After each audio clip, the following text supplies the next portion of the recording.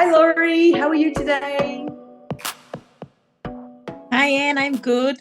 Now, Anne, what do you have on? I was waiting for you to ask me that. Yeah. Now, I have my red ribbon on. But this is my old Business Coalition Against HIV and AIDS shirt from 2010. The biggest reason for wearing it today is to let you know we are back where we were in 2010 in terms of new HIV infections. So the purpose of today is to really go back to understanding HIV transmission. So, Laurie, you had some questions sent in to you and that people have asked in our workplace workshops this week. Do you want to shoot the first question? Yes. So, the first question is, why can't the HIV virus enter the body through the skin and not the mucous surface? Now, Anne. Oh, okay. This is a bit tricky. I'm going to move my head for this one. Yes. So, okay, I've got the slide prepared here. So you just shuffle across here. The virus can enter directly in by an open wound, which actually doesn't happen very often. But where it does enter the body through sexual activity or during childbirth is via our mucous membranes. And your question was about why doesn't it come through our tough skin as opposed to what we call our pink skin, right? Pink skin. Now, pink skin. Yes, Laurie, that is your pink skin being shown to the world. So for those of you who don't know what a mucous membrane is, so if you look at my list there behind me, eyes, ears, nose, mouth, penis, vagina, and anus are all lined with mucous membranes, and they can actually absorb virus. The skin of our hands and feet and other outer body parts is tough stuff. Hey, we're waterproof, don't forget. But generally speaking, we don't, unless we break the skin, HIV cannot get in. But when HIV in higher proportions, like through seminal fluid and blood, enters and is over and surrounding by the mucous membranes, then the HIV can be absorbed through the body. Now, what we know about babies is they've got huge genitals when they're born, so that increases the surface area which might be exposed. So it really changes. It changes for each different body part.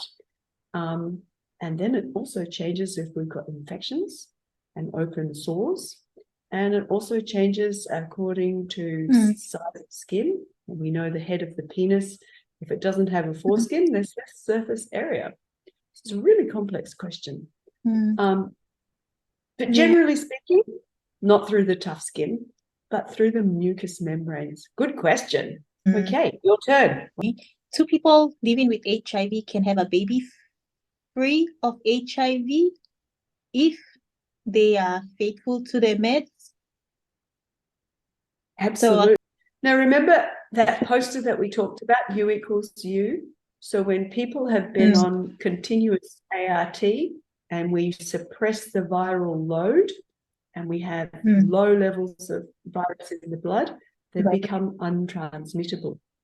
So the goal for every woman wanting to have a child is to know her HIV status well ahead of becoming pregnant, so that if she is HIV positive, she can commence ART well before birth, well before pregnancy, so that there's almost no chance of transmitting the virus to the baby. Did I answer your question there? Yes, Anne. Very clear. Yes, Anne. This next question is, I think, a little bit similar to the one that was sent to you. Can a person living with HIV on ART develop drug resistance if they miss their dose? Yes, they can. And the new medications are much better, but consistent daily taking your medication at a similar time every day and not missing a dose helps to prevent resistance. Okay, next question. Now, and that's over to you. Oh, is it? Sorry. You said, and I don't know when I said this, but correct me if I'm wrong. You said HIV is incurable and it lies dormant in the body. Can it harm other organs inside the body? Oh, I'm going to break that question into two. Firstly, Yes, please. HIV at this point is not curable, but it is treatable with antiretroviral therapy. And if we achieve viral suppression, we reduce the damage it does to the immune system, which leads me into the second part of the question. So the second part of the question is, does it lie dormant in the body and can it harm other organs? HIV doesn't lie dormant in the body. This person may have been thinking we were talking about tuberculosis. Yeah. That's another whole thing, isn't it? So something like TB and chickenpox, those infections can lie dormant in the body, just waiting for the immune system to not be working so well. When we are on ART and the immune system is functioning well, then we protect our body from anything that's going around, including TB and other things. So HIV itself doesn't damage the other organs. The other infections that you may get, if you get sick because you are not on treatment, let's take tuberculosis as an example of an opportunistic infection. If that opportunistic infection affects your heart or your liver, or as you know, TB can be anywhere in your body, then that's the disease that affects the other body parts. So HIV attacks the immune system. The immune system fails, then you're open to all sorts of other infections. Okay, that was a complex one. Yes. Okay, so now it's my turn to ask you a question. Okay. Yes. Now, this is an interesting one, Anne. How long does the HIV virus last outside the body? HIV, human immunodeficiency virus. So how long, your question is, how long can HIV survive outside the body? Yes. And of course, we spent days, weeks, months, and years talking about how long coronavirus lived outside the body. HIV is a blood-borne and bodily fluids transmitted virus. So it can't be transmitted via the air. So it doesn't survive in the air. It's a virus. It needs somewhere to go in order to keep multiplying.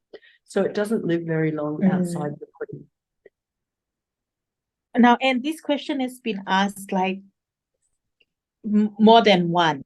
HIV transmitted from breast milk. Aha. Is it transmitted from breast milk, HIV? Yeah, I'm going to shift position so you can see the other part of my picture in the background. Can you read those things there, Laurie? Yes. Okay. So how HIV gets out of the body, and there's breast milk, which was my question. So it gets out from the breast milk. Pus, semen, vaginal fluid, blood. So if the viral load is higher and a baby is being breastfed, then the baby is more likely to become infected. If the viral load is low because the mother is on treatment, then the risk of transmission from mother to child is also lower. So that comes back to that other question. So those are the only ways that virus can get out of the body. Okay, my turn. If a person is on ART, will he or she transmit HIV to someone? And has this been proven? Absolutely. Realizing that viral suppression makes someone, what does U=U stand for again?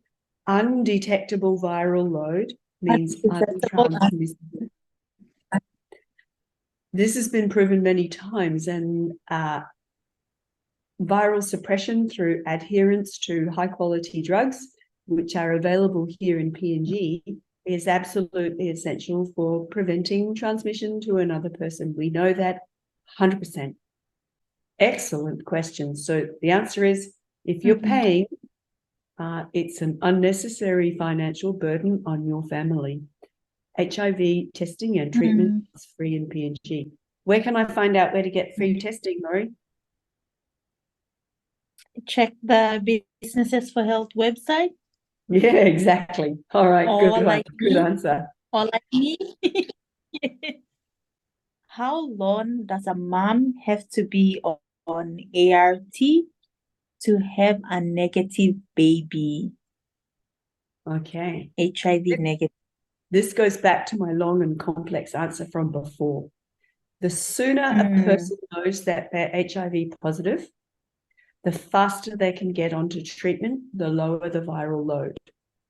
So a mum wanting to have a baby, if she's been on treatment for many months and has an undetectable viral load, the chances of having an HIV positive baby is zero. So the less time that a mum has to get onto treatment, the less time we have for viral suppression. So the answer is the sooner the better. But what we do know that even in emergency circumstances, we can make a significant difference to risk, but also remembering that pregnancy is a long time. So if human pregnancy lasts 9 to 10 months and breastfeeding lasts another year or two, we're talking about opportunities to reduce viral load at any time and for all time.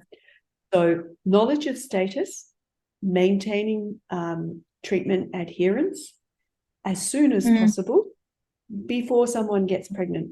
But the sooner the better. And if it's an emergency, so in antenatal care, if a mother doesn't know that she is HIV positive before she gives birth, treatment can be given immediately, and that can help to reduce the viral load immediately, and therefore reduce the risk to baby. Thank you, Wow, Anne. that was very important questions there today. Yes. You know what? We've been going a very long time too. Had another question about cups and saucers? Yes, I did have another question. It's in line with the one about how long how long HIV lasts outside of the body. Yeah. But this time on surfaces like toilet seats, bench tops. Okay, what we know is just a reminder there, it's a sexually transmission, and it can only get into the body via the mucous membranes, and it can or through the bloodstream. So even if it is on the bench top, it's not likely to go in by those things. But it also doesn't last very long outside the body. So if it's in the sunshine or it dries out, HIV doesn't last very long outside the body in a lab, and we can create conditions to make it last longer. But HIV is not transmitted through cups and saucers, bench tops, handles, like we knew coronavirus was. TB, as we know, is airborne, and we call HIV hepatitis B, hepatitis C, as blood-borne viruses and sexually transmitted sexual fluids-borne viruses. Does that answer your question? It does. So I just have to remember pink lining tissue. Sorry. Yeah, just keep your mucous membranes undercover, Laurie, I think is what you're trying to say. I think we should finish there. Yeah. Thank you. We'll see you next week. Bye. Bye.